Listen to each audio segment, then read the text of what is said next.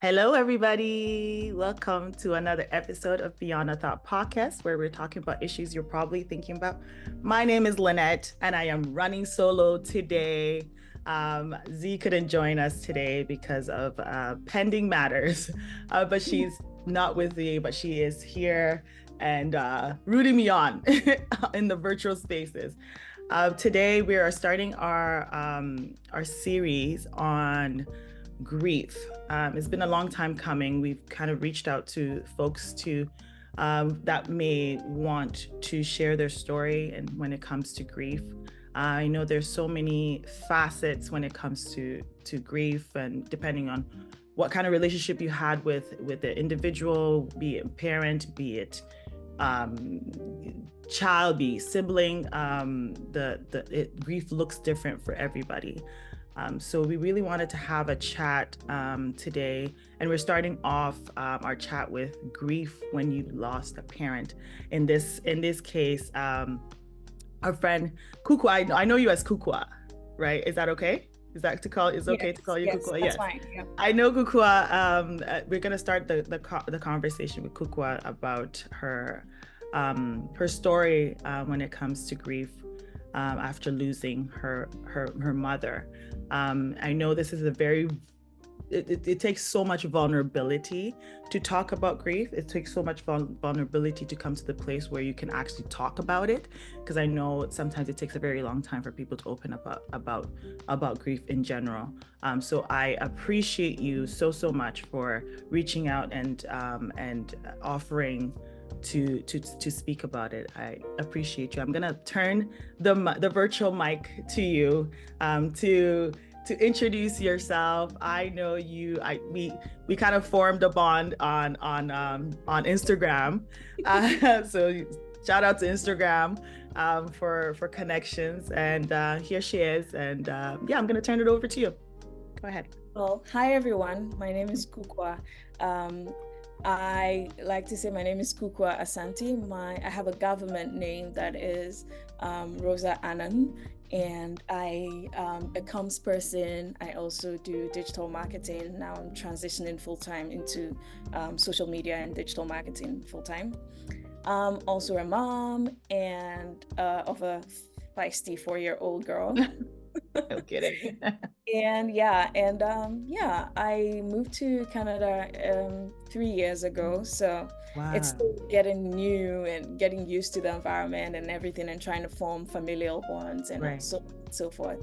But yeah, that's like a gist about me. I primarily lived my full life in Ghana and then moved to Cape Town, South Africa, and then now we're in Canada. So yeah, Wow. is there anything that I missed that No, you? that's good. That's really good. Cook was a Ghanaian sister. We're both from Ghana. So I like it's a bond for sure. And Yeah, yeah. I'm so glad that I was able to meet you in that virtual space. So thank you for sharing. I think after you've said, you've given the gist of how you are, who you are, and we all get to know you. This is Kukua, everybody. So we're gonna talk about grief, really, but we're gonna start from your relationship with your mom. Maybe just take us a little bit about the relationship that you had with your mom. Then we go from there. Yeah. So even though I lived in a two-parent household, my dad had the kind of job, he was a marine engineer, so he had the kind of job that would take him away from home for say 4 to 6 months at a time. So my mom was really like when it came to parenting, my mom was the figure that I saw for the longest time. I admired her relationship with my dad. It was a very trusting one. But if it was to who's correcting, who's motivating, who's being strict, who's ensuring that things get done, that was my mother. She was the one who was in charge of it all, our school, how we eat, whatever it was. And when I was growing up, I thought she was very strict. In fact, in my neighborhood, you know how kids are when they play footballs and it lands in our compound. Our compound was known as the one where balls go to die. Like when your ball entered our compound, that was it for you. Like there's no coming, you can't even come and knock because there's a fog. And it was just like, I grew up very, we weren't rich, but we weren't poor, and I grew up with a very false sense of, well, not false, I guess, but it was very shielded. So it was only like go to school, go to church, and come home. Or if you're sent in the neighborhood, I didn't really have close friends who were not either from school or from church. There had to be some. Those were my main.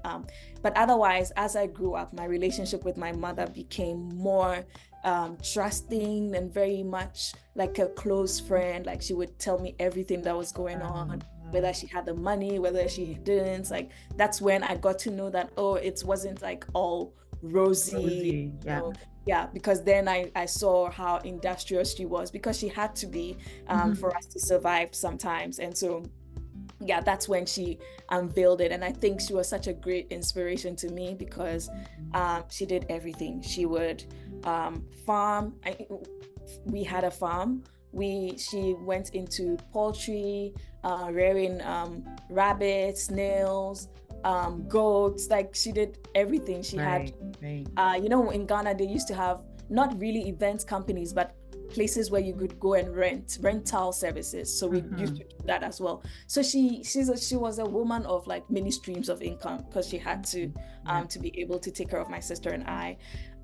And she was one who also didn't allow you to like be a girl's girl, you know. So we are pounding the fufu, because we are only two girls. We are pounding we are changing the light bulbs, we are washing the car, we are scrubbing the tires, type of thing. So I appreciate that about her. Like, did you appreciate it then, or is it now in hindsight that you like? Because I know not all like coming from Ghana. No, not all. Most relationships look that way. In the thick of it, you're like, oh, this is crazy. But in hindsight, you're like, you know, she didn't really. I mean, like I said, in the beginning, I didn't get it. Like, but I am so glad that I feel like once I got into uni, we became practically sisters. Before then, it was a mother and daughter, like hierarchical relationship where, you know, what I say is what gets done.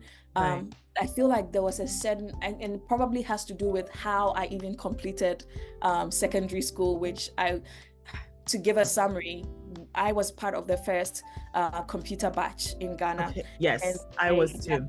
Okay, great. So I went to school, my everything, and then probably you can tell if you know you follow me on Instagram as well. So you might, but everything about me was veering towards, like I was a child that knew that I would be in media, communications, some type of industry related to that. And so we are the first batch, you know, the computer does its thing. I chose a school in Takoradi.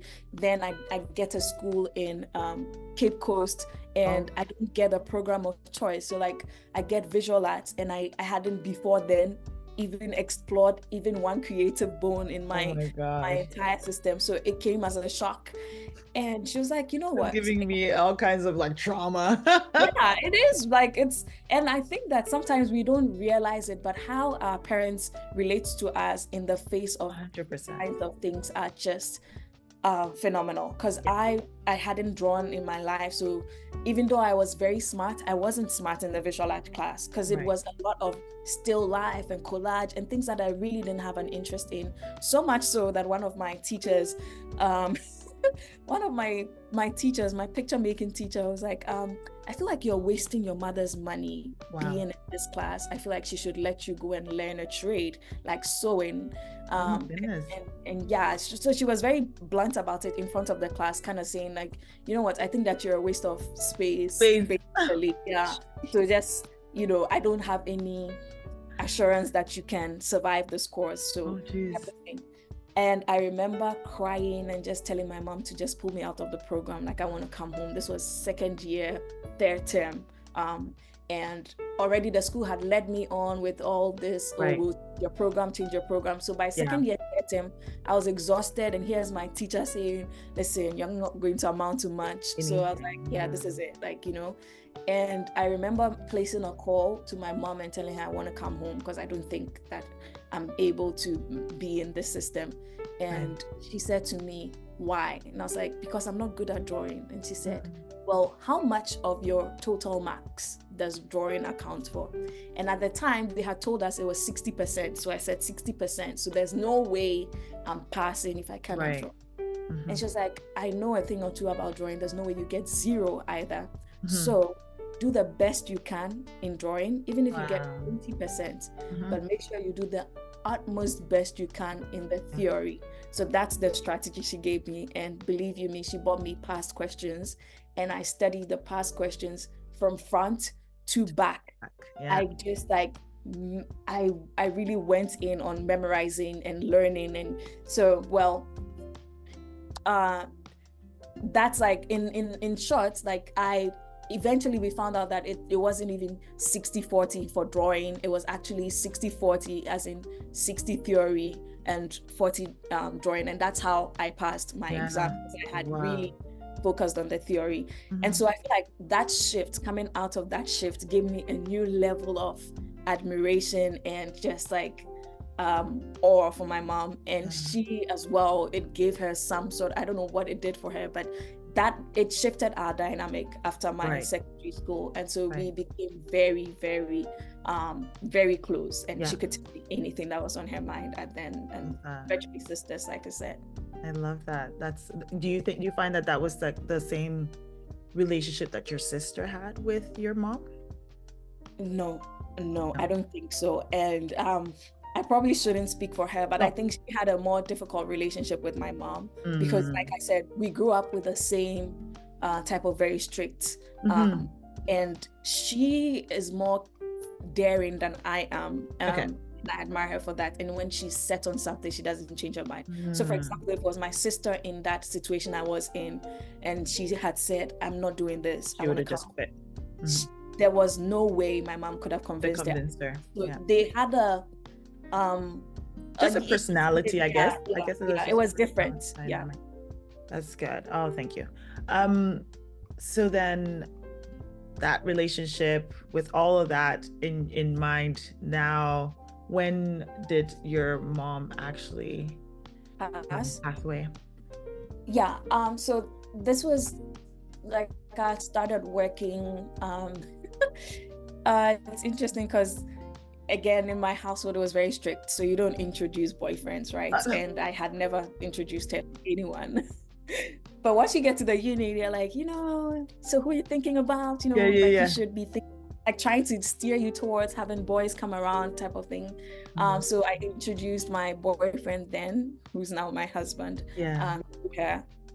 And she was excited. Like, she was, oh my God, I have never seen her so happy. And she started like full-on wedding planning mode. And at the time, every time I think of this, I'm really sad because I was not a fan of grand weddings, mainly because I knew our situation. We weren't rich, and I didn't see the whole point of having like a grand ceremony. So I remember telling her, you know what, we'll do like a court wedding, a cocktail, and she was livid over my dead body, my daughter, I will use all my savings to make sure we have a party, type of thing. So that was like the year before she passed, and unfortunately, so my boyfriend's family came to see my family in January, and by February 14th, she passed on February 14th. She had passed. So it was a very mixed emotions. Like we were on a high, when the family comes to see each other, that okay, now we're planning the wedding. And then it just like on the 31st of January 2016, I got married in 2017, but before then I was gonna get married in 2016. So 31st of January, she woke up one morning because my boyfriend's family had come to visit. She was like, you know what, now they were going to, the Ghanaian custom. So for your listeners, if you don't know the Ghanaian custom, the first meeting is of the nuclear family. Then the second meeting is of the man's nuclear family plus a spokesperson who come to officially say, we want to ask for your hand in marriage before the engagement, right? So for that, she was preparing for that event. Yes. And so woke up, you know, I like sleeping in on a Saturday, Yes. but she woke up very early. Let's go to Mokola. Mokola is a big market in Ghana. And so we go, we do all the shopping and things, and then we come home, and I straight away go to bed. Right. Because I was tired, and this was around 1 p.m.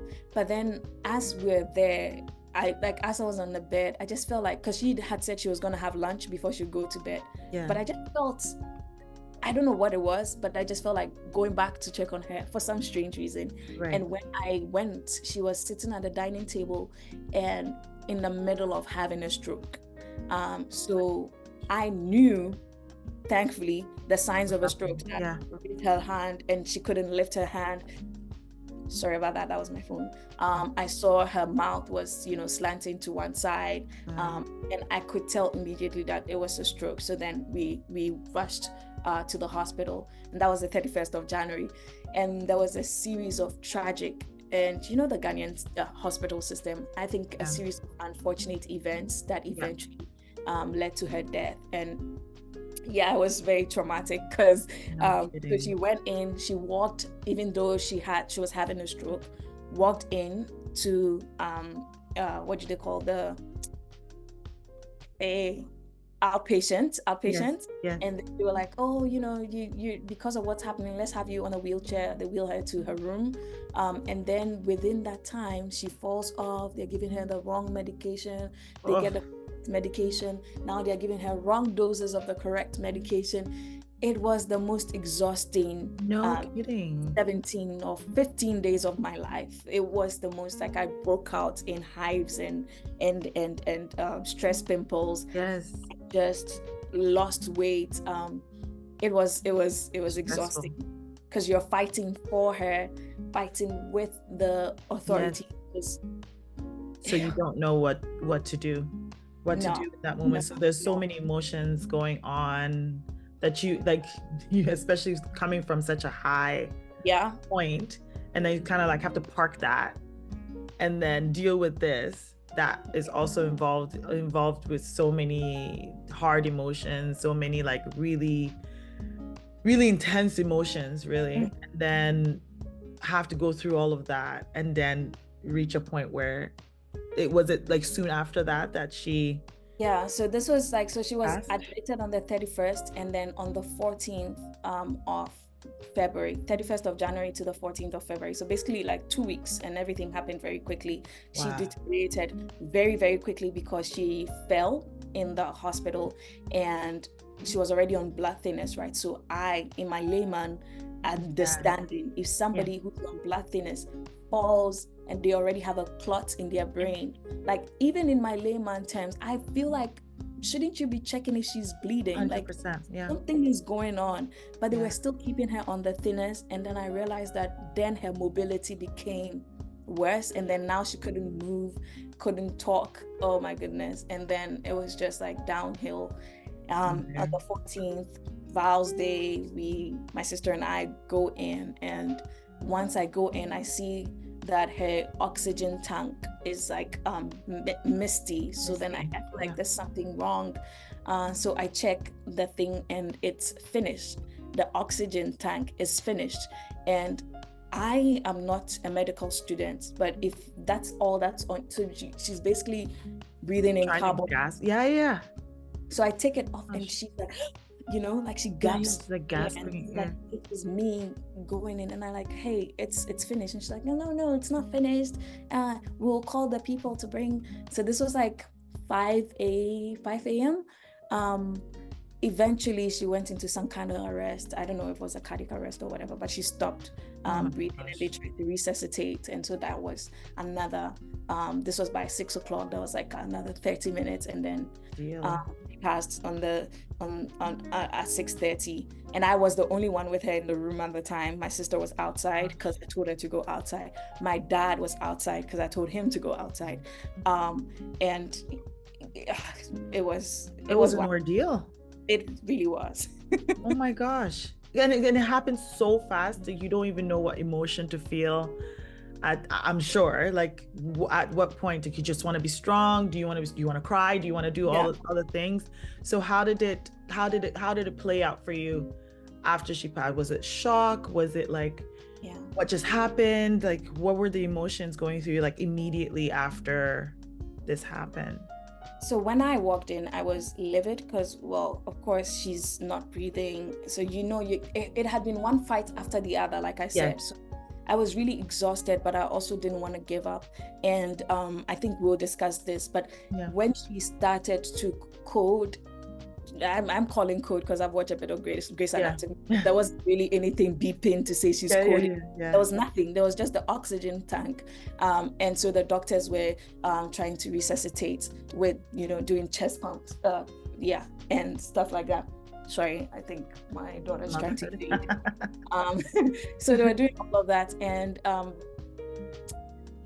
in that moment, when I could see him, I saw my sister coming in, but I feel like at that moment, and to this day, regret it a bit, think I gave up because I thought, we're just stressing this woman. We're just stressing this woman. So while they were trying to get her up, I remember holding her feet and just telling her that it's okay, like, it was okay to go. If you want to go, it's fine, we'll be fine. Those were the things that I remember saying. And then they called the time of death, and I think it was 6:30 on the dot, or 6:32 or something, like 6:34, actually. 6:34.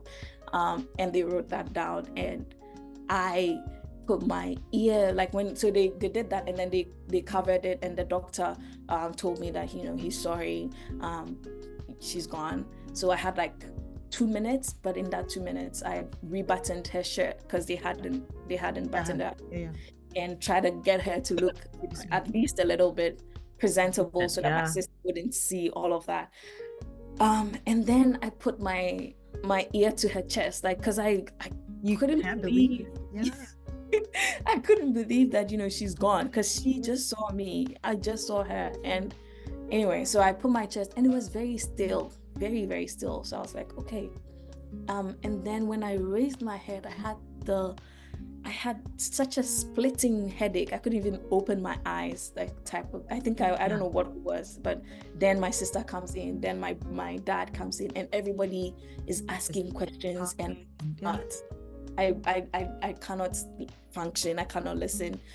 So the doctor saw what was happening and pulled me out of there, and took me to a room and gave me painkillers, and then went to talk to my dad. But my sister was already crying. I couldn't even. Shock. Yeah. So I wish I could show you the video, because very quickly when they were taking her away, my sister was recording, or I was recording, or something, and we were laughing. Like, I feel like we didn't believe what was happening, because we were sitting in the car, and I said something to my dad, like, your wife of 25 years, like, she's gone. That's what I was saying to my dad, and my dad was obviously also in shock. In distraught, yeah. All three of us. But then after all of that, they took her to the morgue. I went to the morgue, because my dad now was not functioning, because he now into terms with it. But I was still on some, I guess, adrenaline. Yeah. So I went to they took her to the morgue, and then when we were going home, my boyfriend, then now husband, called, and I told him, and he immediately starts crying. So then I'm like, what the hell is wrong with me? What's wrong with me? Yeah. So, but I was like, you know what, I cannot. And then I messaged my friends to say, hey, and then family and all of that, coordinating, people are coming, and then we get home, and I break down, I think. And my dad, now, who had recovered, and it's like, you know what, try not to do it right now. There's a time and a place. And I don't like that he said that, because it really stopped me from properly grieving the entire funeral. And that's one thing I wanna like maybe touch upon a little bit, because this is in the context of Ghana, right? And for those who are not Ghanaian, or don't understand the concept of like grief and death when it comes to Ghana, like different cultures do different things, but when it comes specifically to Ghana, because my dad is late too, and same kind of thing. You don't get, in most cases, to grieve right away. Like you kind of have to go through the motions and get the funeral done. Yeah. And the funeral is not like the day of that you're burying the body. You have this whole theatrics that you have to go through it before even the actual funeral. So I find that that's so hard on so many people. And in hindsight, now I'm looking back now that I'm older, because when I was younger, like they used to all do all these theatrics and I never used to understand it. I just used to kind of go with it. But now that I'm older and like I have gone through it, I'm just like, wow, like you can't really feel anything until like maybe after all the theatrics are done.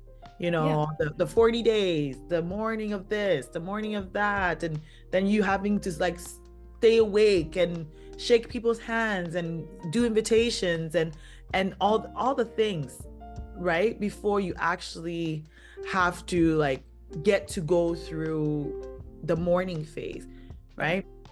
So that in of itself is just so much to go through. No, the theatrics of all of that, I think, takes away from the mourning process.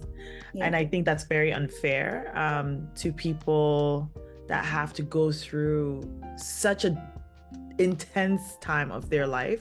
So how did that look for you? Like after he was like, okay, shut it down, let's do all the things that we need to do first before you can, I don't know, I guess more. I don't know. Yeah. So he said, like there's a time and a place, like kind of like, don't cry, she's in a better place, but also don't cry because there's stuff to be done. And at this time, like as we were speaking, like it took maybe 30 minutes from the hospital to the house, but there were a few people already coming in. One of my cousins was in, which was really good because at least she was helping. And I think that because we were not mourning, we didn't give other people the permission to do so too. And I think that's like, I feel regret about that because my cousin came in and from the gate, like you could see that she'd been crying, but she comes in and all of us are like stoic and like trying to get things done, and so she also has to zap out of it and then trying to do things. Anyway, so then the family comes around, and what struck me, like there were things that sometimes you think about and you're like, wow, like, because all the things that she had gone to buy was essentially what we were cooking and feeding, so she basically said, oh, we see nature, like she prepared before she my goodness, prepped us before leaving, because she went to by herself to we went to buy the stuff before, and I used to hate it when people said that, because no. Yeah. And so in our culture, you do the 1 week ceremony, where the 1 week is like where you all gather and then decide on the dates that she'll be buried. So family comes around, and there's family dynamics and things that are going on, etc. 100%. But yeah, a few things that struck me during that period was, like my family loves, like my extended family, especially my mother's side of the family, almost all of them have been in choirs at some point of their lives. So it's very normal, very, very natural to come to my house and people just burst into singing, and they're singing all the parts apart from me, because I didn't. But anyway, I didn't get that gift, but I sing sometimes. But anyway, so they would just burst into singing. So then, randomly while they're preparing things, they burst into one of her favorite songs, and then immediately like check themselves, no, we can't sing this right now because they will not be able to. Like one of my aunties was just weeping, but then everybody else tried to, because otherwise, and I get it, like otherwise we will not be able to mourn properly or get things done, the administration stuff of things. Anyway, so then they do that, and we finally have the date, and the date of the funeral is on the 18th, but in Ghana we do the wake keeping, then the burial, and the Thanksgiving. So that weekend, the Sunday of that weekend was my birthday, and so they're saying this, and I'm like, it's my birthday, like I don't want to bury my mom on my birthday. Like, that makes no sense. We're Catholics and Lent is coming and we have to do it before, because like there are things that we don't consider that really affect people. And especially as a child, as almost as if I guess also like as a child, and as a child as where you stand in the hierarchy of things, and like who gets to say before the child gets to say, and it even depends on like what age you are in the culture. Because I know for my dad, it was almost as if I didn't have a say, I didn't have any contribution, I was being disrespectful, like how dare I want to suggest anything when it comes to my own father's burial, like, you know. Right. So it's the dynamic of it is so hard, and especially in this country. I know other cultures do differently, but when it comes to Ashantis, Fantis, all the cultures, when it comes to Ghana, most of the cultures when it's in Ghana, same dynamic, pretty Yeah. much, Yeah. right? Yeah. Yeah, so that's what it was essentially. Some of the things, you didn't really have the opportunity to contribute to, but then there were most of the things that also fell to the first child type of thing. And so I would we're going to buy a casket, you have to be part of the people going to look at the casket and see it. And I wish, I guess it also comes to your purchasing power, your wealth or whatever, but like I don't think anybody should have to endure all that, going from one place to another looking for a casket to bury their loved one in. And I think I told my dad, I was like, do you agree to like be cremated when you pass on? Because I don't want to go through this a second. I think I can. 100%. Valid question to ask, because it's like, I don't want to deal with this again. Yeah, and I mean, it was a joke, but I also kind of meant it, because I'm like, anyway, so those things, and then going to the morgue to identify and bring the body. And so we all go to the morgue, and they're like, you're her first daughter, so you have to go in to identify the body. Yeah. And this is my first time. I have never been around a corpse. I have never, besides when she was in the hospital. So I go in, and this is another traumatic point. Yeah. So we go in, and somehow they had miscommunicated. I don't know how, but trust Ghana, trust our system to pull up a fantastic surprise. Mishap. Yeah. So I get in, and this woman who's on there, it's not my mother. She's not my mother. She's on there. They basically defrosted the wrong defrosted. I guess. Like, I mean, yeah, it was in the freezer. Defrosted the wrong body. Oh my gosh.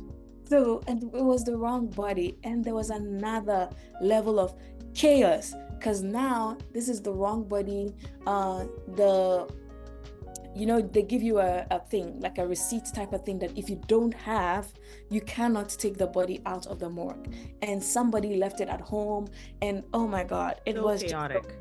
So it was like 4 hours of the undertaker. The undertaker is the person who would clean up the body and present it for the waking. Yeah. She is angry because this body, now that we are going to get ready, is frozen solid. When we finally get the correct body, she's frozen solid. Her hand is up, which makes me looking at my mom like, how is her hand up? And I know there's, after watching series, they're like, sometimes the body moves up that, but if you're looking at that in that time, you're like, did you send a person who was alive to the morgue? Like, you, of course, you don't know these things, so you're just thinking about it. Now people are screaming about getting more because they cannot deal with a frozen, oh my gosh. Anyway, oh my goodness, it was chaotic. It was like, I don't wish it on anybody. No.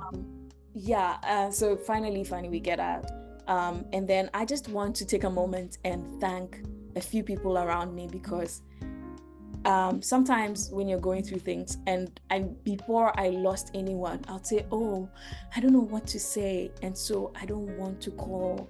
I think you should, just because I remember some of the calls just came in a time where I just needed to hear somebody's voice that wasn't a voice around me. And so sometimes people would call and say, hey, have you eaten? And they know that I don't really eat, and now I'll probably not be eating at all. And so some people did very simple, very thoughtful gestures, like going out of their way to get something that they know I like, Yeah. just so they could see that I was eating something. And those friends, they know themselves. Yeah. I do not take what they did, I don't take it for granted at all, because No.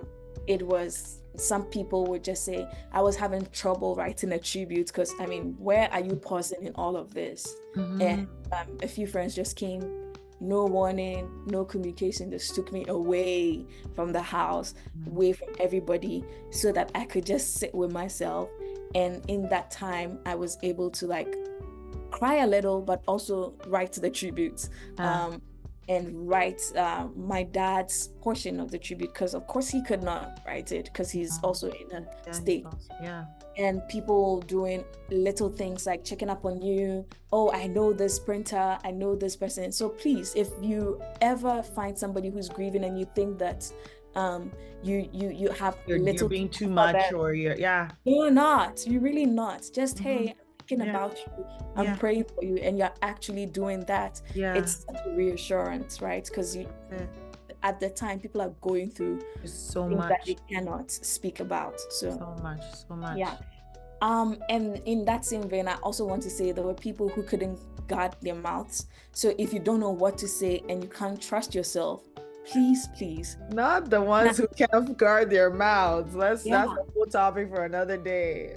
Say nothing, because somebody sent me a text message, and I know this, I don't remember it, but I know this because I wrote it down and blogged it. So I probably was very upset at the time.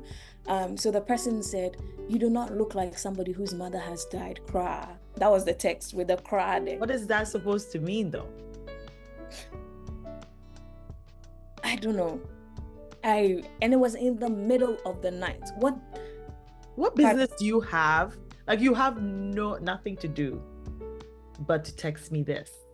Yeah. In the middle of the night. In the middle of the night. So you woke up, thought about me, thought about the fact that my mother had died. And I was in the midst of prepping for a funeral, and then sent a one-liner to tell me I don't look like somebody whose mom had died. What am I supposed to do? I didn't know there was a code of conduct, and I don't. Oh my goodness. And there was another incident where I was in the office, and somebody I went to school with, she knows I'm Christian because she's also Christian, and so she came for something else, and then she saw me in the office wearing black and stuff like that, and she was like, "Oh, what happened?" And I said, "Oh, my mom passed." Your mother passed? Did you not pray? What? And I like, people don't die if you pray. Like, oh no. So did you not pray? It's like, what do you mean? Then so this was at the reception. So the receptionist, I don't know, she faked a call and said, "Hey, you need to go back up because I need to transfer this to your desk." Yeah. And she did that, and later on told me that she was just upset at that interaction and didn't want me. So it was nice of her to do. Like, she didn't want me to stay in that environment. Engage with that. Yeah. So that, and I think that was really quick thinking on her part. And anyway, so things like that, I feel like, especially when somebody's mourning, there's no set way for a person to mourn. There's no defined. I don't know if it's written anywhere apart from acceptance, denial, all those things that we know about. But you don't know at what point anybody is in. So you don't have the right.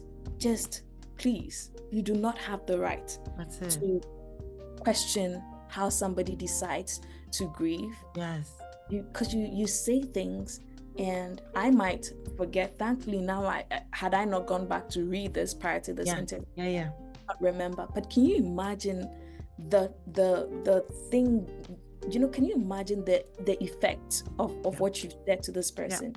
And you've said it, and you probably have moved on. Because it was just like this person for life. The abundance of your very silly heart. I'm sorry to say. I know. But it takes just a second to say something, and people live with the repercussions for a long time. 100%. So yes, if you don't know what to say, a call is enough. Ask how they're doing. But if you really cannot trust yourself, if you really cannot trust yourself, I would say, I was about to say you should put it in writing, but clearly some people, so just when you write it, don't send it immediately. Like, Think about think it. for a minute, put yourself in the person's shoes and pretend that it was you in that situation, and see if that is an edifying message to this person who's in need. So those are the things that immediately, like, in terms of the dynamics. But yeah, essentially on the funeral, you're on a high, till one of my aunties said, when the day my mom was buried, and I collapsed the day she was put in the ground, because I've been riding this whole this wave. So I like passed out in the car. From, I don't know how we got home. I don't even know how long it took us to get home from the burial. My sister and I both like just passed out. And when we got home, one of my aunties, who had previously she had lost her husband and her father in a very short amount of period of time, and she said to me, I know that you think that the worst is over, but I think that this is now when you're going to grieve. Now that the funeral is over and people are gone, that's when you will do the grieving. So don't move too fast. That's what she said. And it was true. How has it been? Like, how has it been? I mean, like, obviously there's ups and downs, but generally, how would you say, like, it's gone for you? Like, immediately after, and now, like, what, post maybe 2 years now, 2 or 3? Oh, it's been 2016. Almost Okay, 8 years. Yeah. So like, I mean, the initial stages were not great, because I remember weeping my wedding, and it wasn't, those pretty tears that people have.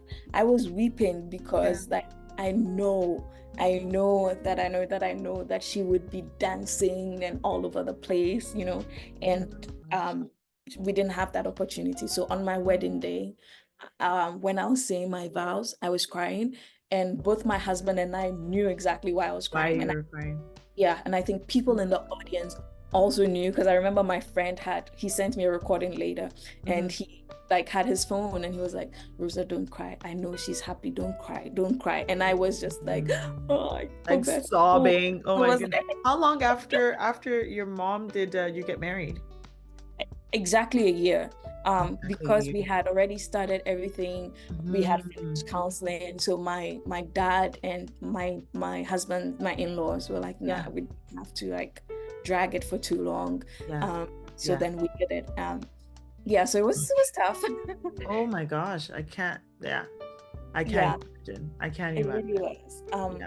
And when are the times that you remember the most, when that is just like cuts deeply?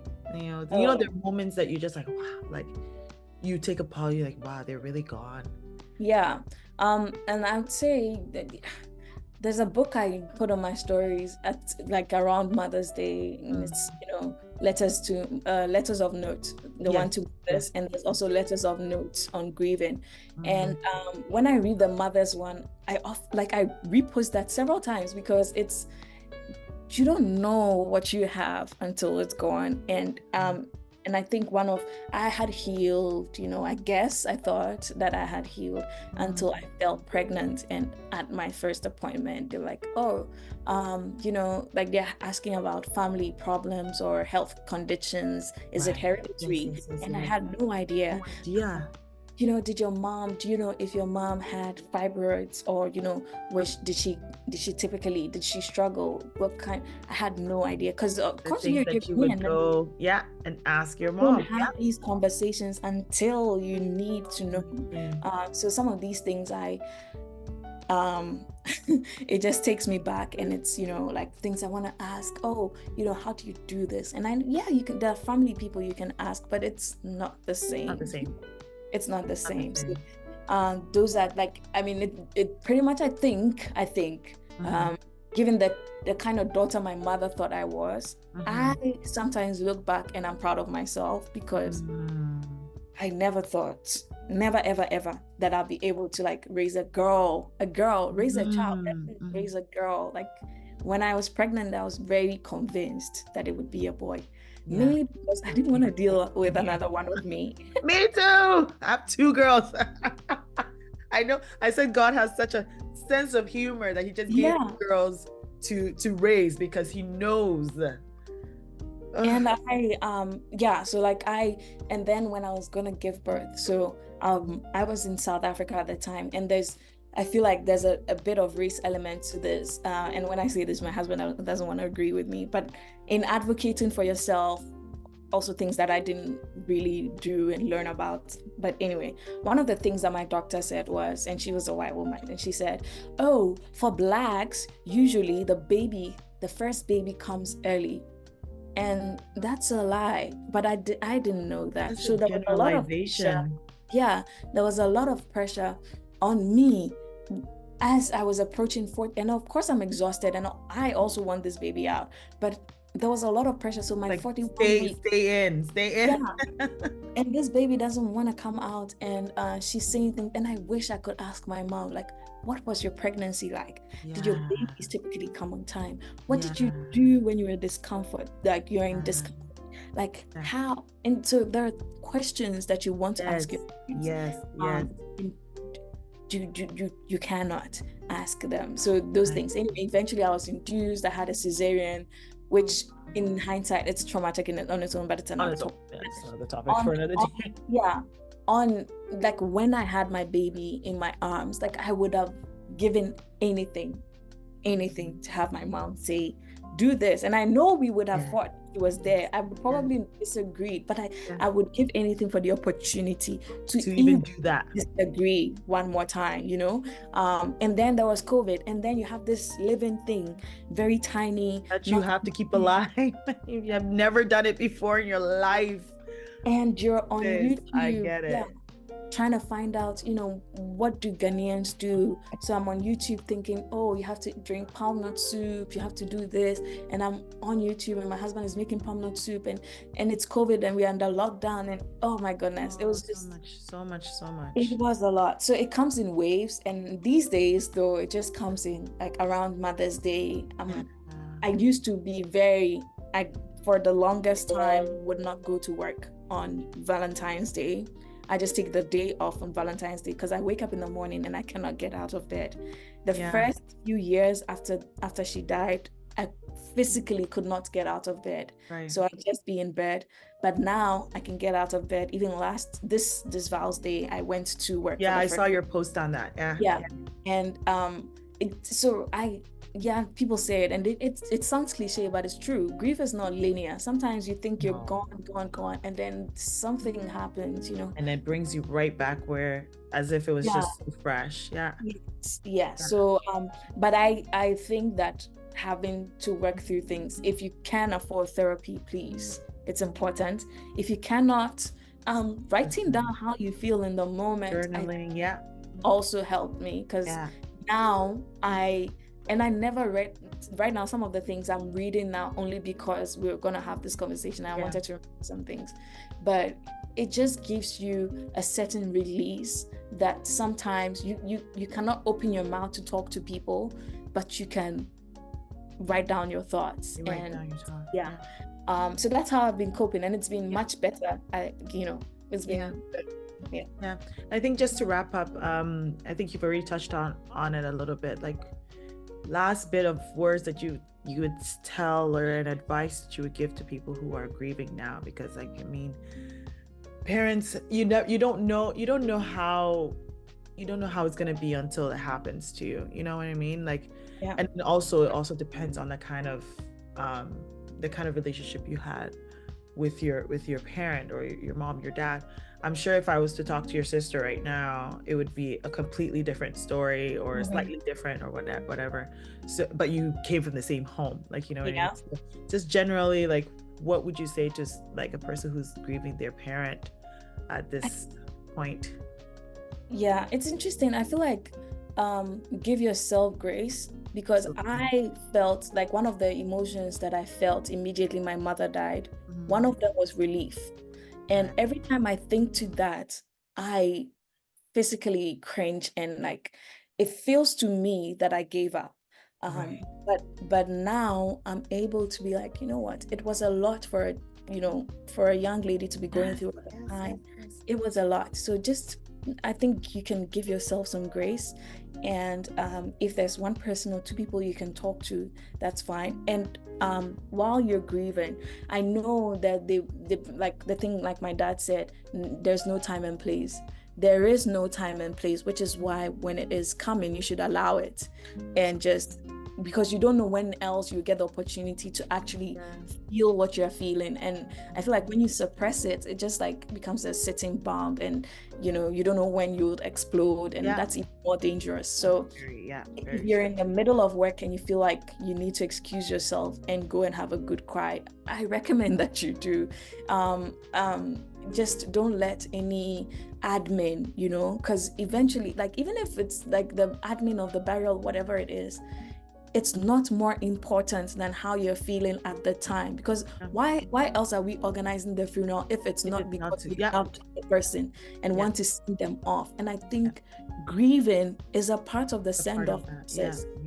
So please, just, there's no time and place, but that means you should not restrict yourself and not box it to a time and a place.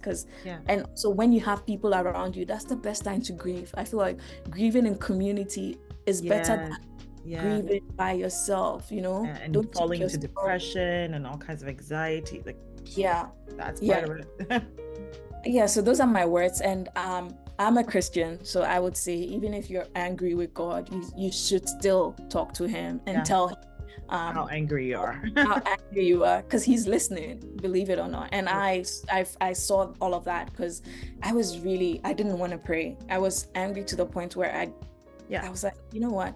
But then I remember that even while I was saying I don't want to pray, I would still hear something, some scripture, some song that was reassuring, even though, and it's fine, he's your dad, you can be upset, but he's still there.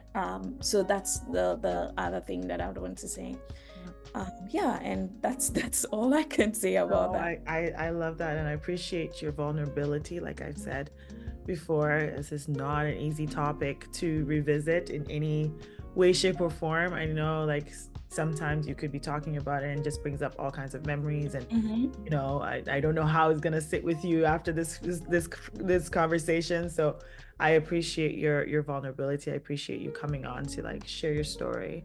Thank you so much. I appreciate it. Thank you for coming on with me. Thank you to your guests for listening. I am not gonna listen to it though. I probably will, like, next year or something. But you don't want to. I hear you. I hear you. All right, folks. Thank you so much for watching and for listening. Thank you so much for listening in this conversation. And if you have any questions, or even for Kukua, you can message us and we can definitely pass it on. So thank you. I appreciate it. Thanks. God bless you. Next time. Bye-bye. Bye.